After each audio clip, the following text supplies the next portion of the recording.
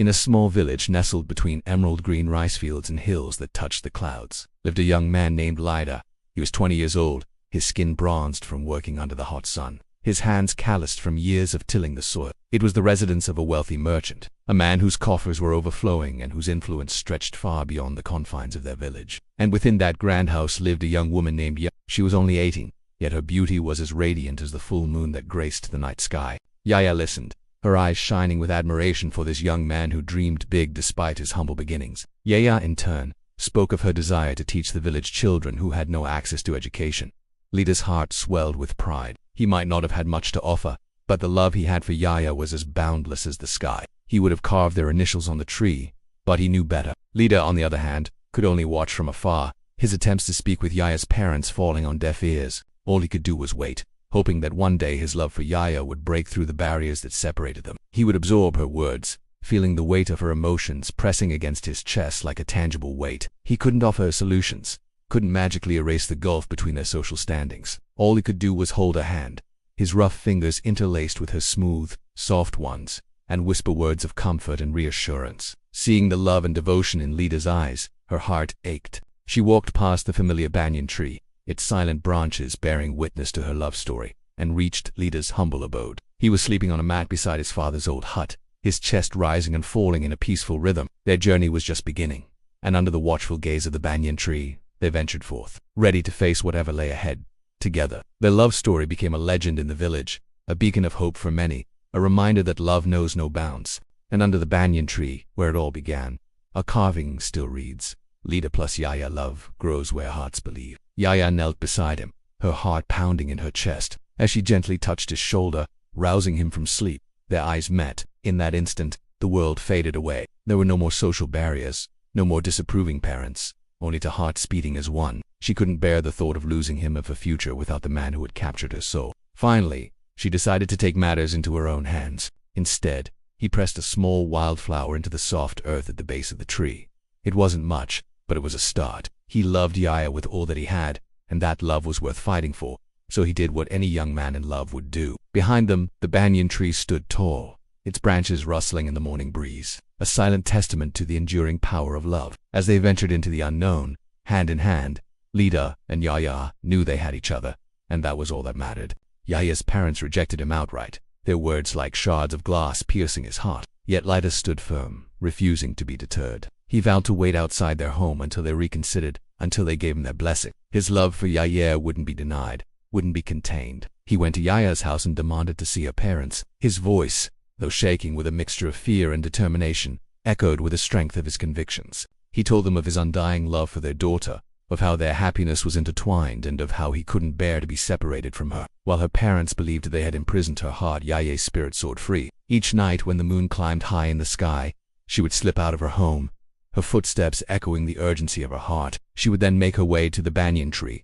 her bare feet padding softly on the dew-kissed grass. There she would pour her heart out to Lida, sharing her fears, her sadness, and her unwavering love for him, a silent promise between two young hearts beating in unison beneath the banyan tree. Her eyes were as dark and deep as pools of ink, her smile as bright and warm as the first rays of dawn. He found himself thinking of her even when the skies weren't gray and rainy. His absence was felt in the quiet moments, in the empty hours when the vibrant colors of the world seemed to fade into shades of gray. His memory sustained her, his image a guiding star in the vast expanse of her loneliness. She found solace in the afternoons when she could steal away from the confines of her opulent home and seek refuge in the embrace of the banyan tree, hoping for a glimpse of the young man who had captured her heart. He yearned to hold her hand, to feel the softness of her touch, and to look into her eyes, the deep pools that seemed to mirror his soul. Yaya's parents, with their hearts encased in iron, and their minds blinded by societal norms, disapproved of Lida to them.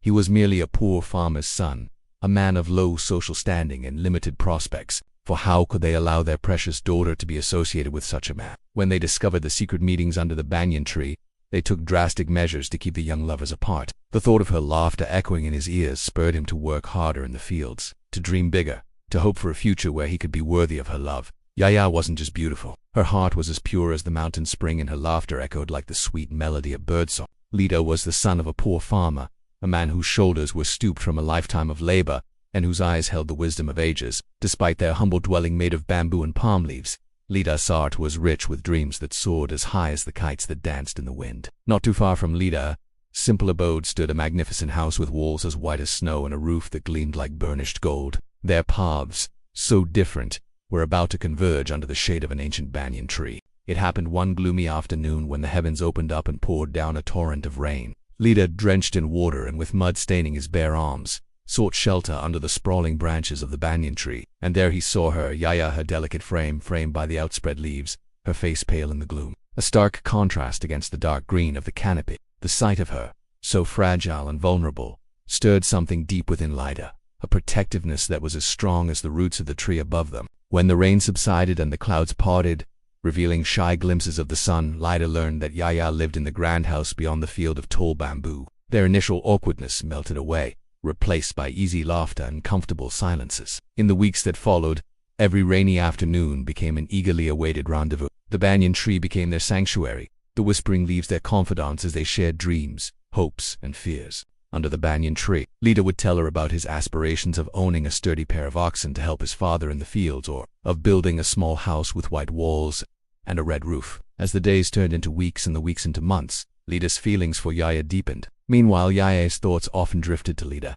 However, their tryst under the banyan tree was about to be interrupted by a harsh gust of wind, a sudden storm that threatened to tear their love apart. Yaya was confined to a room, the walls closing in on her like iron bars, the exquisite fabrics of her silken prison, a mockery of her crushed spirit. But Yaya refused to be kept in the dark.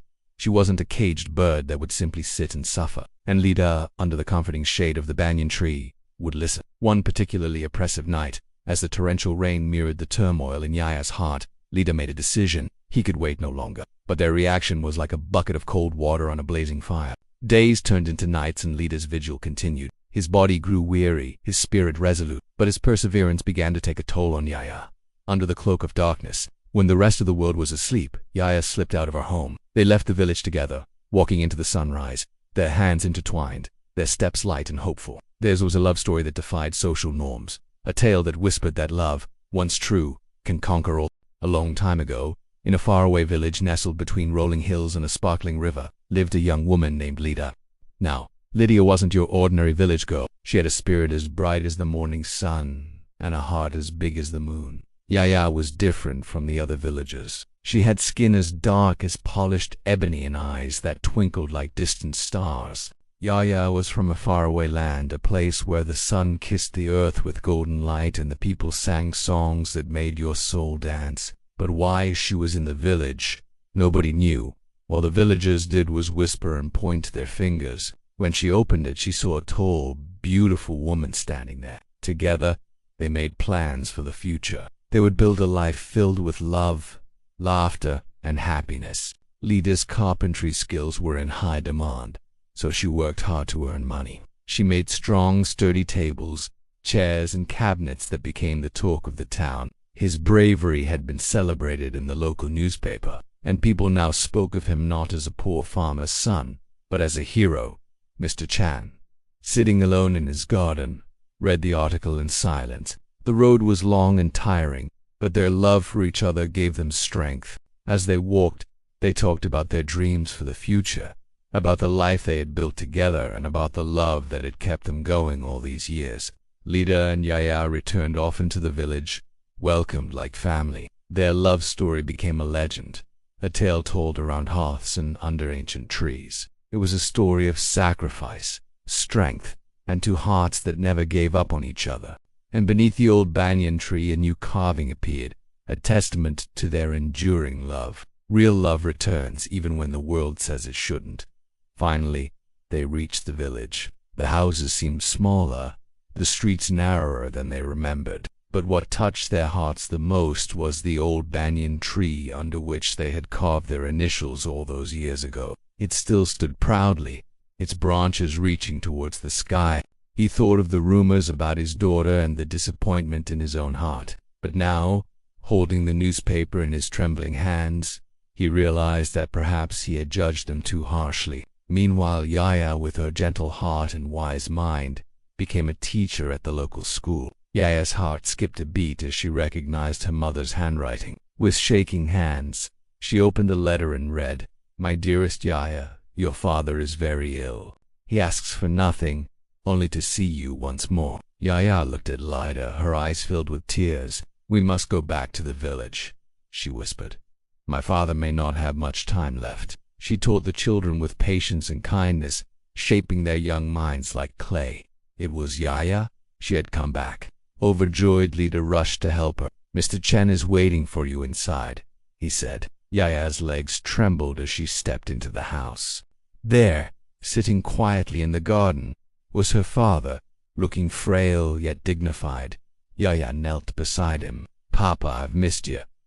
Mr. Chan looked at Lida, then at his daughter. His eyes, filled with tears, whispered, I was wrong. You left everything, but you never lost your heart. And you, Lida, thank you for loving her. Tears fell from Yaya's eyes as she embraced her father.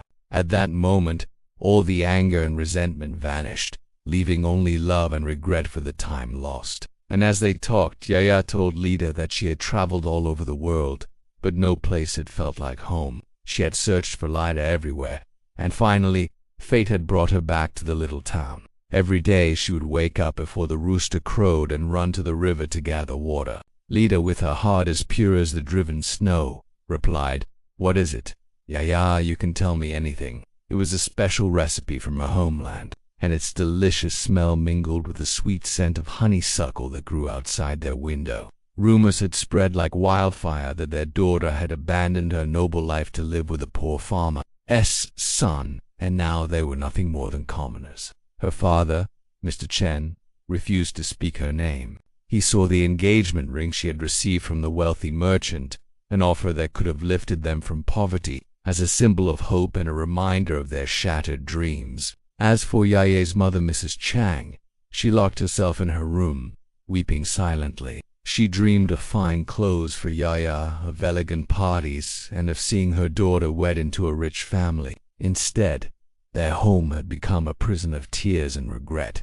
Life wasn't always easy. Sometimes the work was hard, sometimes the days were dark and lonely. But as long as Lida and Yaya had each other, they knew they could face anything. They had no gold, no servants, no riches. Their only treasure was their love for each other and the dream they shared. Yaya took a deep breath and said, I am going to leave this village and go back to my homeland. I miss my family and friends. Lida's heart sank like a stone. She didn't want Yaya to go. The thought of parting made her feel as empty as a bird's nest in winter.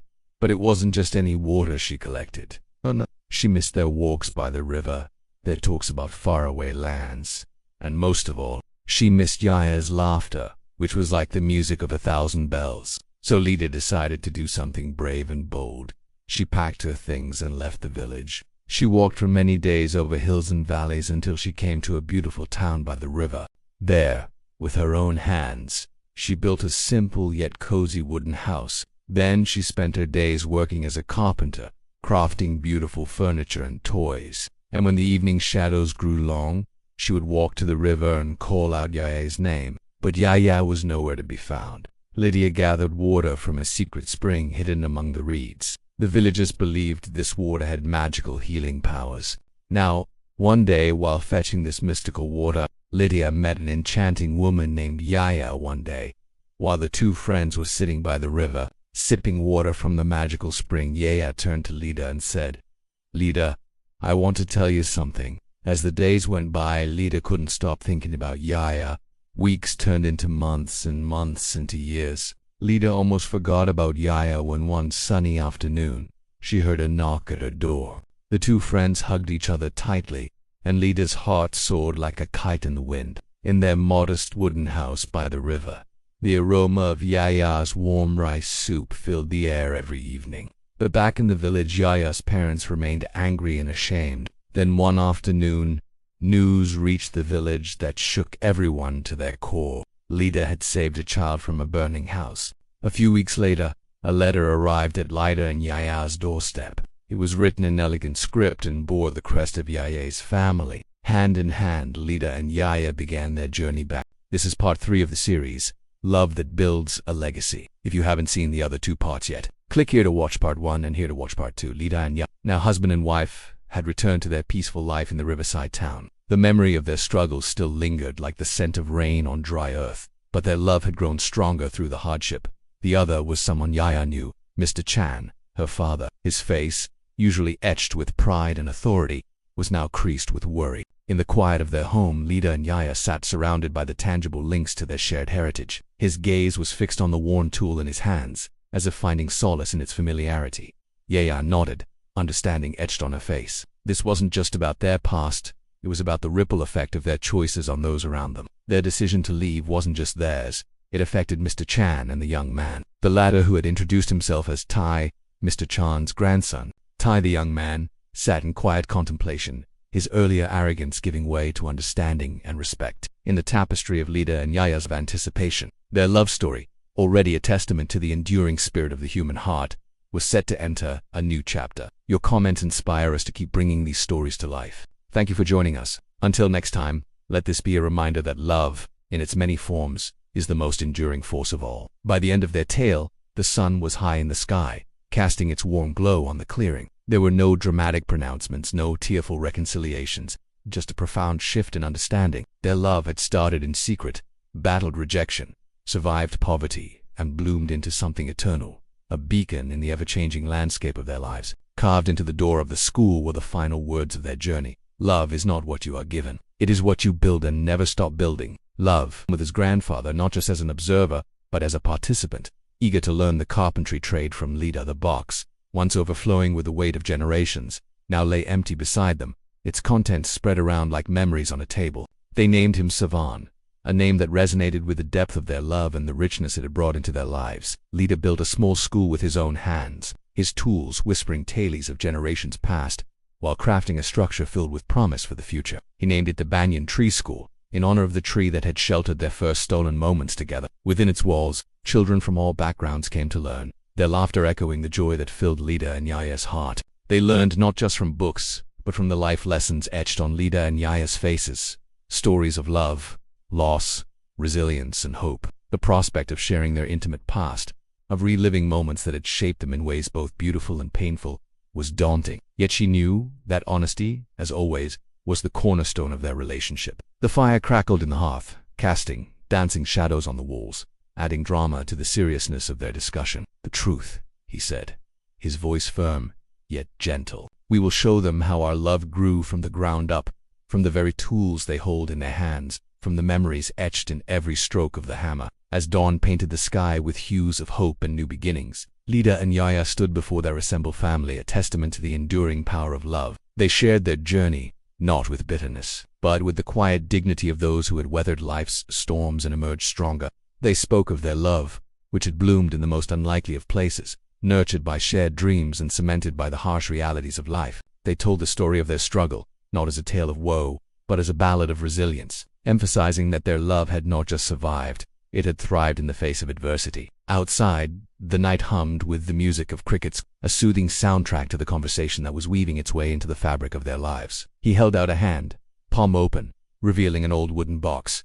Relief washed over Yaya. She stepped forward to take the box, her heart pounding with questions. "What is this?" she whispered, turning to her father, her voice betraying her struggle to keep the surprise from her voice. Mr. Chan hesitated, then looking at Lida, he finally spoke. "This was my father's," he began, his voice heavy with emotion. "He was a carpenter, too, long ago." Yaya took a step back, her gaze flickering between the stoic Mr. Chan and the curious young man. She could sense the gravity of the moment, the weight of the past echoing in the very silence of their courtyard. It was as if the arrival of this box and the young man had stirred a slumbering giant, rousing emotions and memories that had long been buried. What once was a tiny home barely holding their dreams was now filled with warmth, books, flowers, and laughter. He offered her a reassuring smile, silently urging her to continue. In that moment, Yaya knew that whatever secrets this box held, she wasn't facing it alone. She was surrounded by the unwavering love of her husband, the quiet support of their community, and the echo of her own resilience. With a deep breath, Yaya turned back to the box. Her fingers traced the intricate carvings on its surface.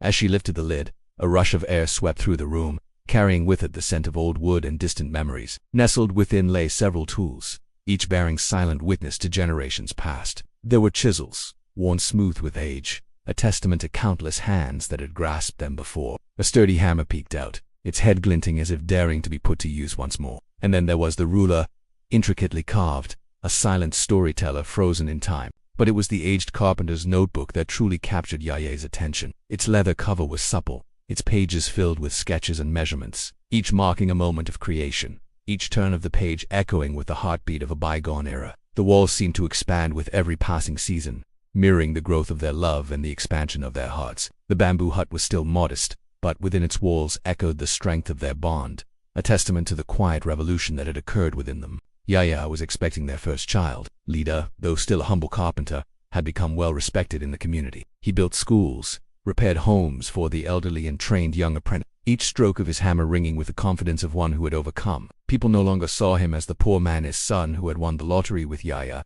but as Lida the carpenter who had built a name for himself, a builder of dreams. And Yaya, still teaching, was known as a gentle soul who spoke wisdom far beyond her years. 3 more years had passed since Yaya reconciled with her family. One breezy afternoon, as the sky wore the colors of a painter's palette, Yaya sat by the window. Her hands, usually so expressive during her lessons, rested gently on her rounded belly. A soft smile played on her lips as she watched Lida in their small garden. He was teaching a young boy the intricate dance of making chairs. Each movement of Lida's hands was poetry in motion, a silent sermon on patience, precision, and purpose. Their love story had been written in the language of struggle, understanding, and unwavering commitment. But now, as she looked at Lida in the soft glow of the late afternoon sun, she felt a new chapter unfolding in their tale, a chapter filled with the promise of new life. Suddenly a familiar sound broke the afternoon calm, the measured knock of footsteps on the path leading to their home. Yaya turned from the window, curiosity stirring within her. Who could be visiting them on such a peaceful day? She saw Lida stir as well,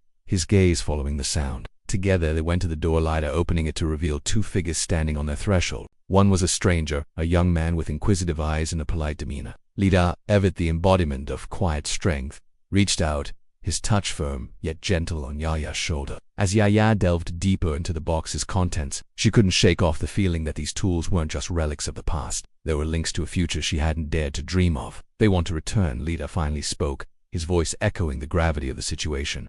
What will we tell them? Yaya asked, her voice barely a whisper. Lida looked up, his gaze meeting hers. Mr. Chan listened, his stoic facade crumbling, revealing the vulnerability of a father who had misunderstood love in his quest for social standing. Months flew by like birds on swift wings, carrying with them the promise of change and renewal. And as the first signs of autumn began to appear, painting the leaves in shades of crimson and gold, their son was born. When villagers spoke of love, they didn't point to gold or status. They pointed to Lida and Yaya. If you enjoyed watching this episode, please remember to share your thoughts and feedback in the comments below.